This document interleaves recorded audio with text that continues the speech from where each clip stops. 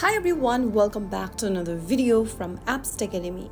Today in this video, we are going to be learning how to log out of the ChatGPT application using your smartphone, whether you are using iPhone or Android. So let's get started. First of all, open up your ChatGPT application on your smartphone, and then once you're inside this chat screen, go ahead and tap on the two horizontal lines at the top left corner. Now from the expanded menu, click on your name at the bottom of the screen, and this will open up the settings menu. Inside settings, scroll all the way down until you find the logout button.